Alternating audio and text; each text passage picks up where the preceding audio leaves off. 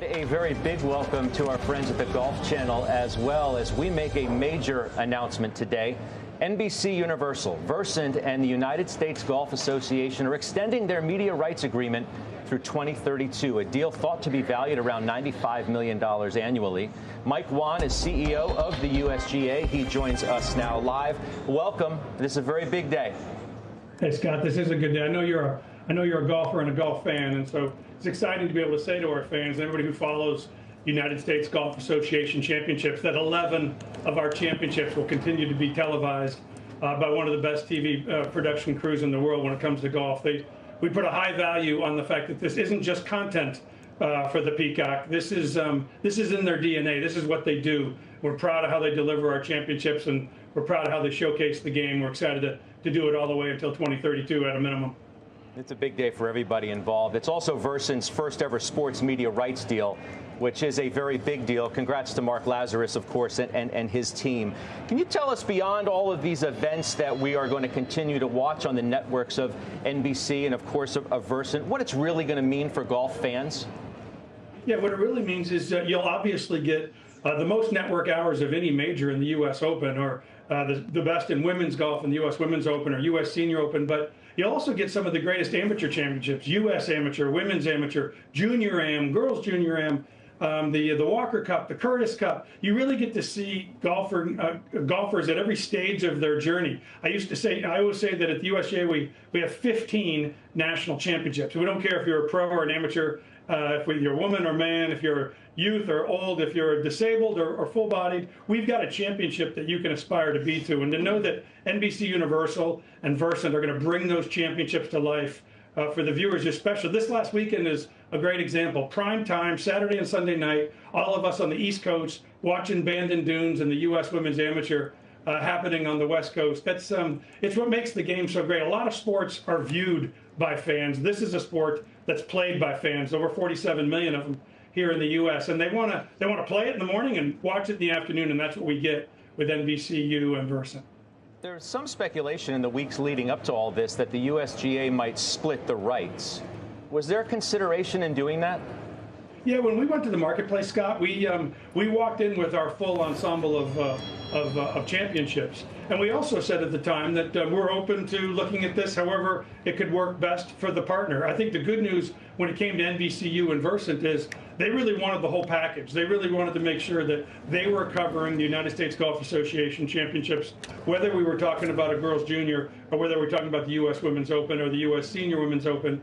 And it really made it nice for us, because when you think about live from golf's longest day, which is the Monday, of the week of the U.S. Open, it's really a special part. And for me to think that we're going to come back from commercial and Mike Tirico will throw it over to Dan Hicks and Tommy Roy will be in both of their ears, that just means we're going to give the fans the best possible showcase of the events we can deliver. We look forward to that, obviously.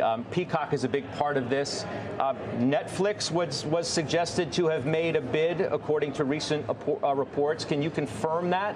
And also, how are you thinking about so-called legacy media properties versus the streamers in the years ahead?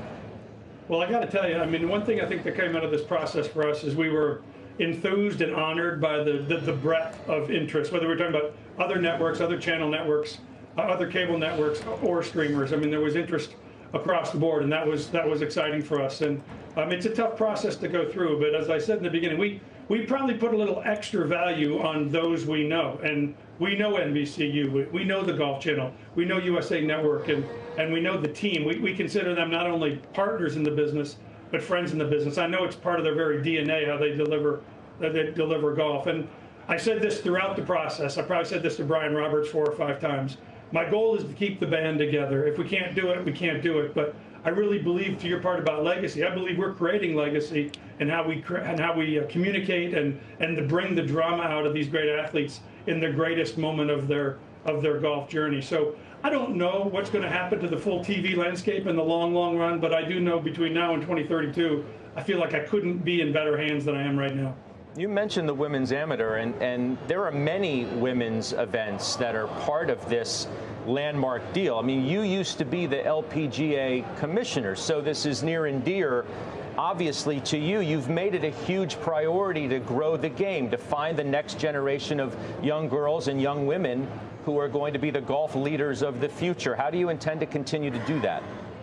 Well, we're going to give them the biggest stages we can possibly give them. And Bandon Dunes was a great example last week. Primetime coverage to watch two of the greatest female golfers in amateur golf come down to the end and battle it out. If you watch the semifinals, those were some of the greatest match play events we've seen in a long, long time. And so for me, when I got here, the goal was just to continue to create the stage for women's golf bigger and bigger. We doubled the size of the U.S. Women's Open purse.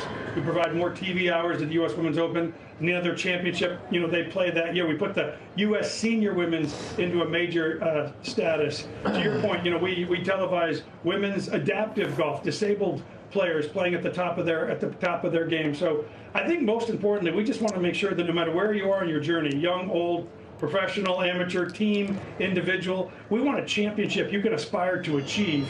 And while you're trying to aspire to achieve, that's something you can watch and get excited about. So there's not many sports where you can be a 60-year-old former athlete and say, you know what, I want to play against the best in the world right now. As a washed-up quarterback, there's no place for me to go play my quarterback am. But there is for me in golf, and there's a championship I can aspire to. And if I can reach that level, I can play one of the greatest championships in the game. And so we're excited about our national championships.